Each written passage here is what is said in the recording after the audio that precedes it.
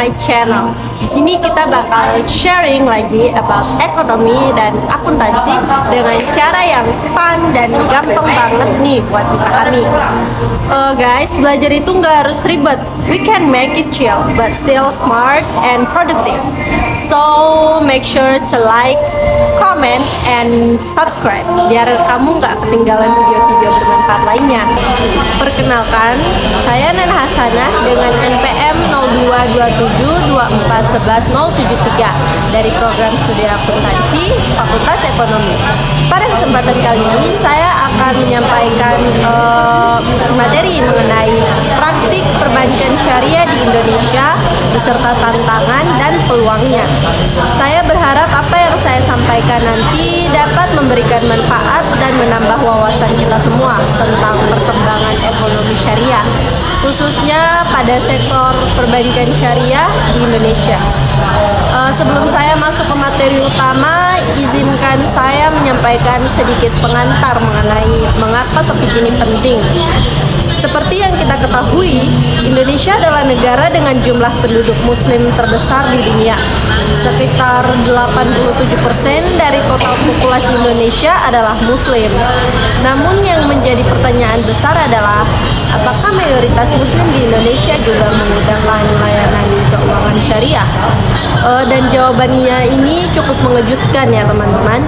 Saat ini, pangsa pasar perbankan syariah di Indonesia masih berada di kisaran belasan persen dari total perbankan nasional.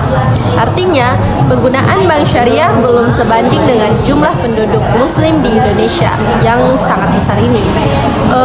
Kenapa hal ini terjadi? Apakah masyarakat belum mengenal apa itu bank syariah? Atau apakah layanan bank syariah belum semaju bank konvensional?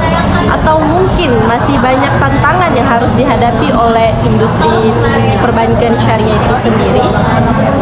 Nah, jadi itulah yang akan saya bahas secara lengkap dalam penjelasan kali ini. Kita akan melihat yang pertama, apa itu perbankan syariah. Yang kedua, sejarah perkembangan perbankan syariah di Indonesia. Terus produk dan layanan yang ditawarkan. Terus ada juga tantangan nyata yang dihadapi di industri ini, peluang yang begitu besar untuk perkembangan, peran teknologi dalam mempercepat transformasi, dan yang terakhir analisis masa depan Bank Syariah Indonesia. Semoga setelah mendengarkan penjelasan saya, kita dapat memahami bahwa perbankan syariah bukan hanya persoalan agama, tetapi juga menyangkut sistem ekonomi yang berkeadilan, berkelanjutan, dan menyejahterakan masyarakat. Nah, jadi mari kita mulai pembahasannya. Nah, jadi apa sih itu perbankan syariah? Mungkin pada video sebelumnya sudah saya jelaskan ya apa itu perbankan syariah. Tapi pada kali ini saya akan memaparkan sedikit lagi tentang apa itu perbankan syariah. Jadi, perbankan syariah adalah lembaga keuangan yang menjalankan aktivitas perbankan berdasarkan hukum Islam atau syariat yang bersumber dari Al-Quran, hadis, dan fatwa-fatwa ulama. Tujuan bank syariah bukan hanya mencari profit, tetapi juga untuk mewujudkan keadilan, keberkahan, dan kemaslahatan ekonomi bagi masyarakat. Perbankan syariah berbeda dari bank konvensional karena tidak menggunakan sistem bunga dalam setiap transaksi keuangan. Nah, sebagai gantinya, bank syariah menggunakan akad-akad yang halal seperti bagi hasil atau profit and loss sharing, jual beli, sewa menyewa, kerjasama modal, dan titipan. Nah, selain menyediakan layanan tabungan dan pembiayaan, bank syariah juga berperan dalam pembangunan ekonomi real, yang artinya setiap transaksi harus terkait barang atau jasa nyata, bukan spekulasi. Berikut prinsip kerja perbankan syariah. Nah, agar operasi berjalan sesuai syariat, terdapat beberapa prinsip utama yang menjadi landasannya. Yang pertama adalah larangan riba atau bunga. Riba adalah tambahan yang dibebankan dalam transaksi pinjam-meminjam uang. Contohnya, meminjam uang 1 juta dan harus membayar kembali sebesar 1,5 juta, meski usahanya rugi. Dalam Islam, ini dianggap zalim dan merugikan salah satu pihak.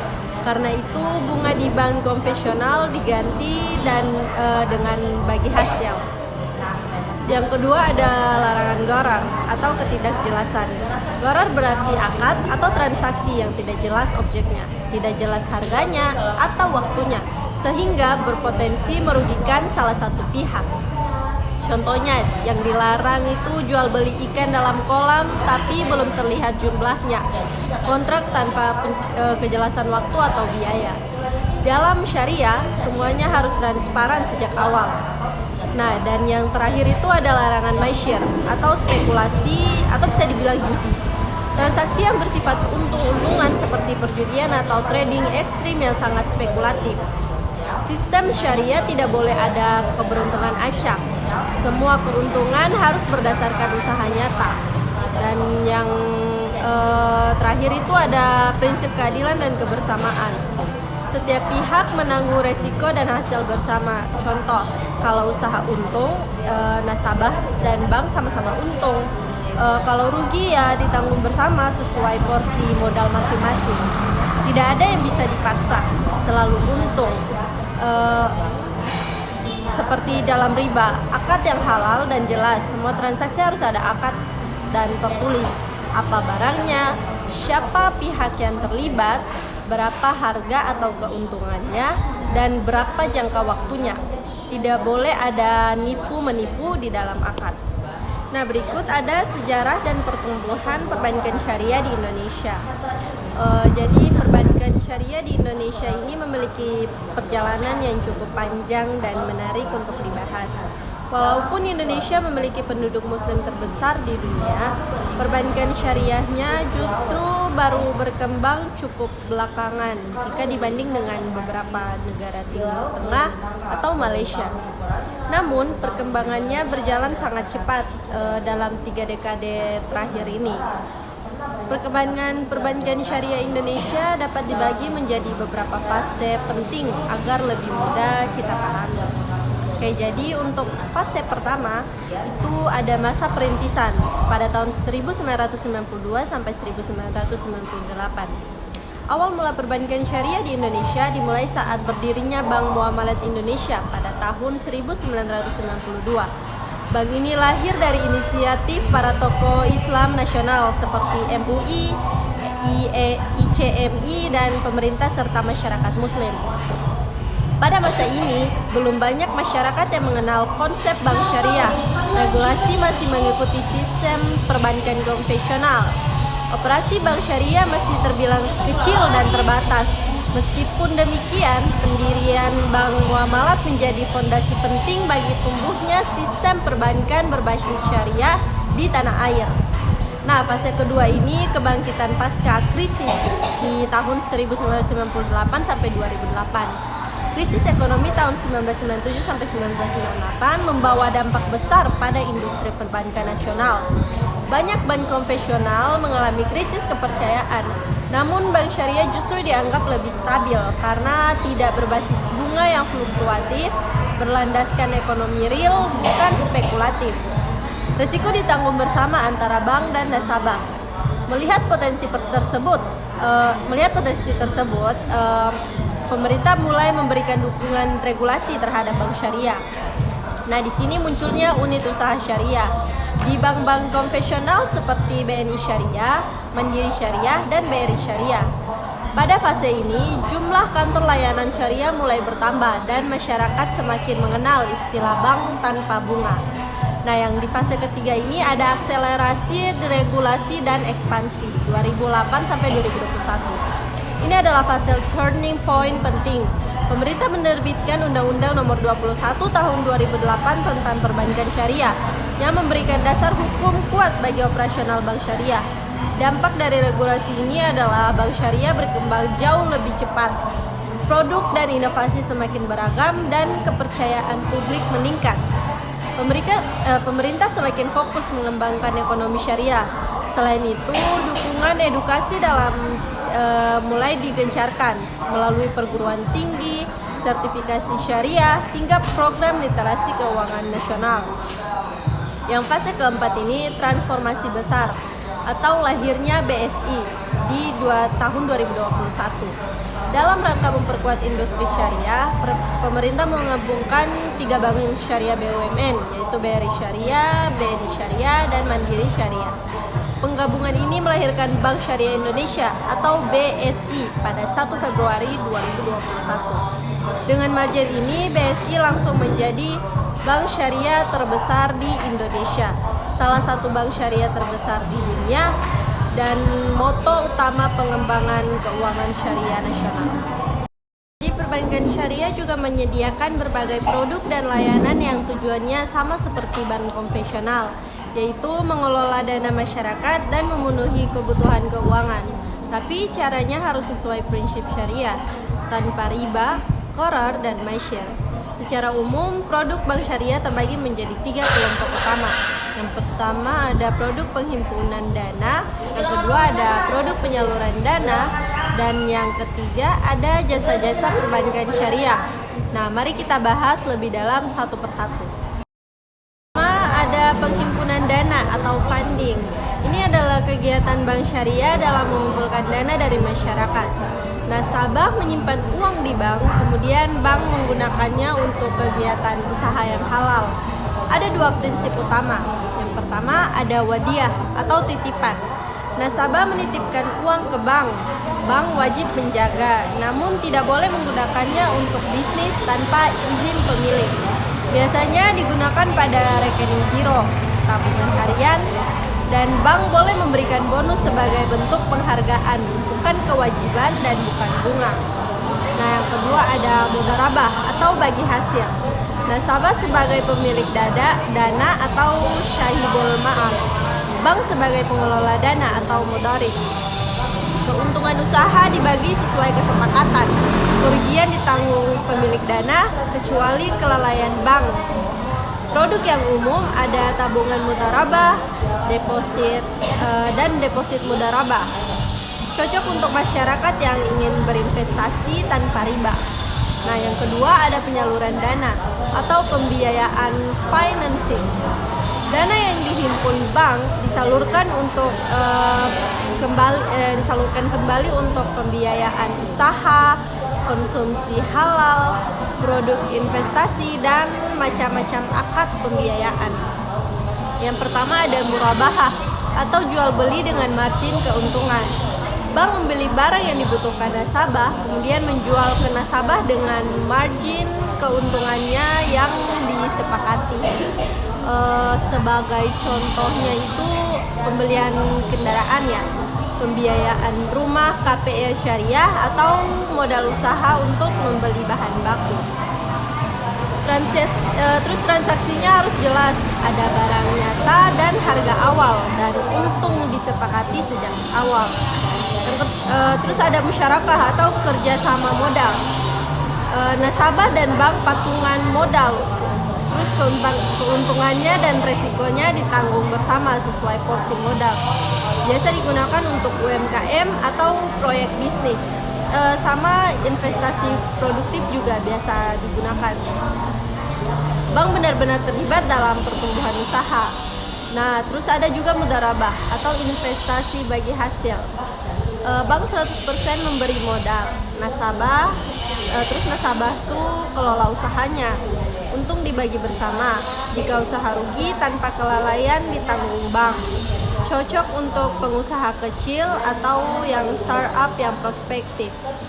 Terus ada juga ijarah atau sewa. Bank membeli aset lalu menyewakannya ke nasabah. Contoh pembiayaan alat berat, sewa kendaraan operasional, dan usaha. Ada juga versi ijarah mutahiyah bitamlik atau sering disebut IMBT. Setelah masa sewa selesai, aset bisa pindah ke pemilikan ke nasabah. Nah, terus ada pembiayaan lain. Pembiayaan pertanian, itu barang diserahkan kemudian. Istihna, pembiayaan proyek atau manufaktur. Terus RAN, gadai syariah. Semua fokus pada ekonomi sektor real, bukan spekulasi. Terus yang terakhir ada jasa perbankan syariah. Selain simpan pinjam atau pembiayaan, Bank Syariah memberikan berbagai layanan tambahan seperti jasa keterangan, transfer dan pembayaran digital, mobile banking Bank Syariah, kris halal dan clearing and remittances, transfer uang dalam negeri atau luar negeri, kartu pembiayaan syariah, pengganti kartu kredit berbasis akad, terus ada juga safe deposit box atau penyimpanan surat berharga. Ada juga layanan ZIFWAP, zakat, infak, sedekah, wakaf, dan cash management untuk bisnis layanan transportasi korporasi. Ada juga fokus utama produk syariah. Perbankan syariah lebih banyak mendorong pembiayaan UMKM yang halal, investasi sektor real, ekonomi umat yang berkeadilan, digitalisasi layanan untuk anak muda, dan transparansi transaksi. Karena itu, industri syariah ini dianggap sebagai pilar ekonomi yang stabil dan produktif. Contoh layanan modern yang sedang berkembang, ada fintech syariah atau pembiayaan digital. Ada juga digital onboarding atau buka rekening lewat HP. Ada juga IMES atau investasi emas syariah online. Wakaf atau wakaf produktif yang berbasis teknologi. BSI Mobile, lifestyle halal dalam satu aplikasi. Ini menunjukkan bahwa bank syariah tidak ketinggalan zaman dan terus berinovasi mengikuti perkembangan teknologi pada saat ini. Ada tantangan nyata yang dihadapi di industri perbankan syariah di Indonesia. Jadi walaupun perbankan syariah menunjukkan perkembangan yang cukup pesat ya dalam beberapa tahun terakhir, namun industri ini masih menghadapi berbagai tantangan yang sifatnya kompleks dan saling berkaitan. Tantangan ini perlu diperhatikan karena dapat memengaruhi pertumbuhan serta tingkat kepercayaan masyarakat terhadap bank syariah ini. Nah, jadi berikut adalah beberapa tantangan yang besar yang saat ini dihadapi. Yang pertama, ada literasi dan edukasi masyarakat yang masih rendah. Meskipun mayoritas penduduk Indonesia adalah Muslim, tidak semua memahami perbedaan mendasar antara bank syariah dan bank konvensional. Masih banyak yang menganggap bahwa bank syariah cuma ganti nama, tapi masih sama aja kayak konvensional. Bagi hasil sama dengan bunga, cuma istilahnya diganti saja. Padahal sistem syariah dan konvensional berbeda sangat jauh dari sisi akad, prinsip resiko, dan tujuannya. Terus ada juga minimnya pemahaman. Ini membuat masyarakat kurang percaya dan kurang tertarik menggunakan layanan syariah. Terus yang kedua, SDM syariah yang belum memadai. Nah, industri ini membutuhkan tenaga ahli yang memahami ekonomi konvensional, hukum syariah, fikih muamalah, teknologi digital keuangan. Namun jumlah SDM yang memiliki kombinasi keilmuan ini masih terbatas. Jadi dampaknya kualitas pelayanan dan inovasi produk bisa terhambat. Yang ketiga, ada inovasi teknologi yang masih kalah cepat. Bank syariah masih perlu mengejar perkembangan teknologi seperti mobile atau digital banking, fintech syariah, blockchain untuk akad, AI untuk risk management. Bank konvensional sudah melakukan transformasi digital jauh lebih cepat. Jika teknologi tidak dipercepat, anak muda kurang tertarik. Skala bisnis dan aset yang masih tertinggal. Meski tumbuh pesat, tetapi pangsa pasar bank syariah masih kecil dibandingkan konvensional. Akibatnya, modal tidak sebesar bank konvensional. Pembiayaan usaha masih terbatas. Kompetisi dominasi pasar juga masih berat. Bank syariah harus lebih agresif memperluas bisnisnya. Terus yang kelima, ada regulasi yang belum 100% mendukung. Nah, di sini banyak regulasi keuangan di Indonesia masih mengikuti standar konvensional, sehingga bank syariah harus menyesuaikan diri pada aturan yang tidak selalu relevan. Beberapa penghambatan regulasi. Yang pertama, ada prosedur akad yang lebih banyak dan rumit.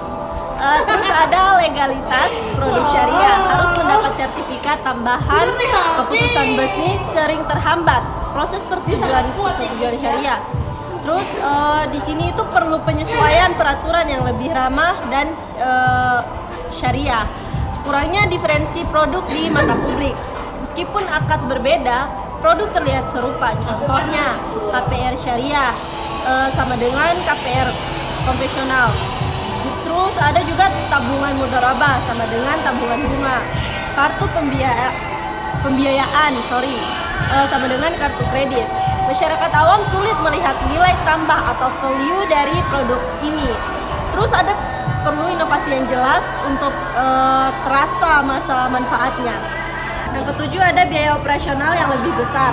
Perbankan syariah membutuhkan pengawasan ganda atau regulasi keuangan, audit kepatuhan syariah atau Sharia compliance, dan tenaga ahli yang spesifik dan mahal. Ini membuat biaya operasional relatif lebih tinggi. Jika tidak di-manage dengan baik, profit bisa lebih kecil dan harga produk bisa kurang kompetitif. Yang kedelapan ada akses dan persebaran yang merata. Banyak layanan syariah yang masih terkonsentrasi di wilayah perkotaan. Masyarakat desa yang potensial belum terjangkau optimal, padahal penggunaan potensi UMKM justru banyak di daerah. Terus yang terakhir ada tingkat kepercayaan publik.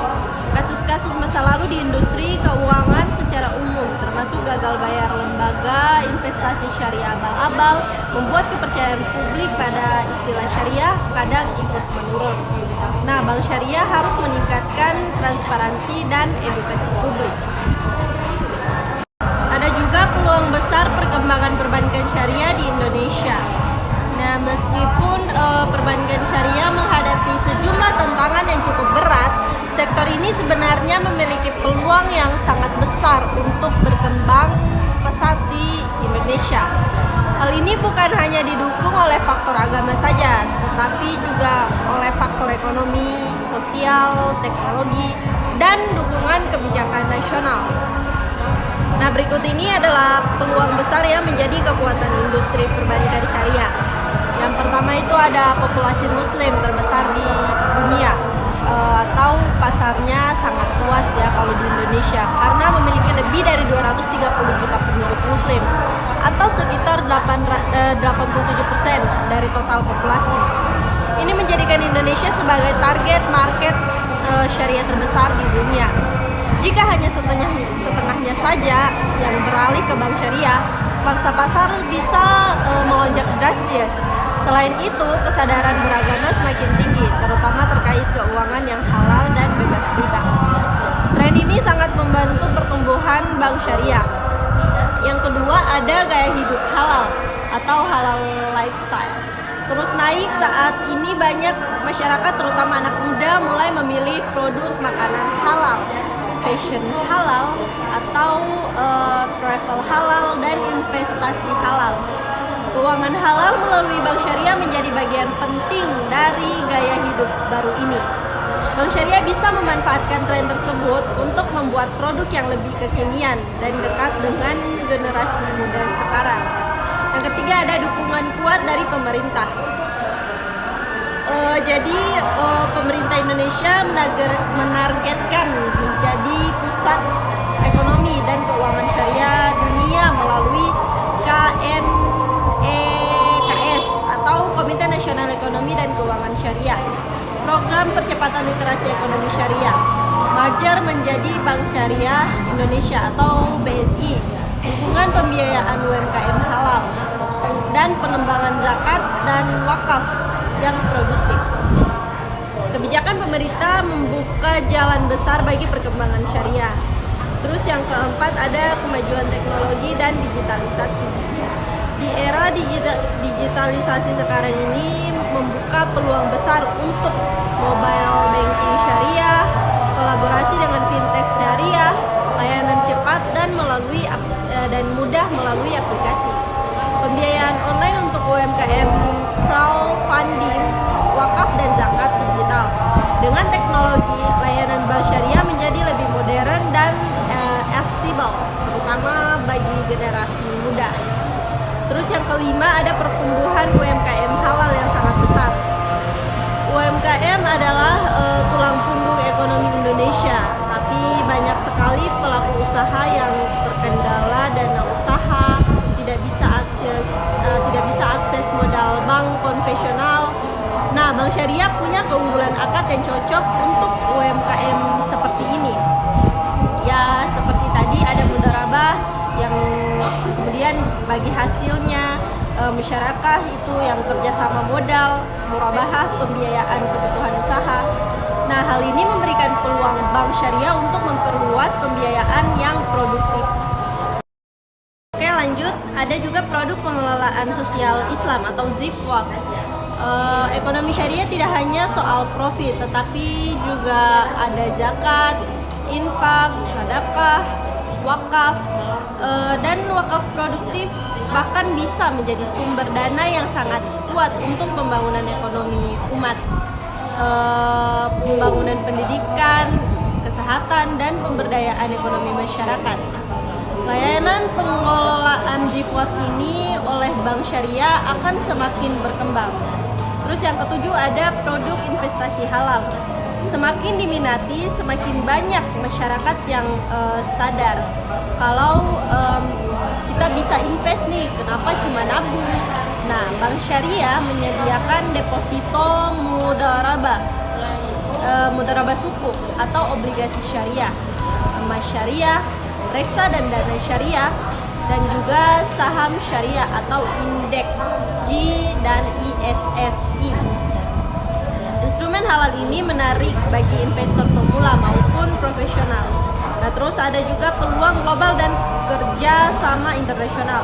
Bank Syariah Indonesia dapat kerjasama dengan negara Timur Tengah menjadi pusat transaksi syariah ASEAN, menggambarkan perbandingan syariah yang berbasis pariwisata dan halal. And thank you so much for watching, guys. Semoga video ini bermanfaat dan nambah insight kalian tentang ekonomi dan akuntansi, khususnya ekonomi syariah. Don't forget to like, comment, and subscribe, and share ke teman-teman kamu yang lagi belajar juga ya. Stay motivated and keep learning, keep improving, and see you on the next video. Bye bye and peace out.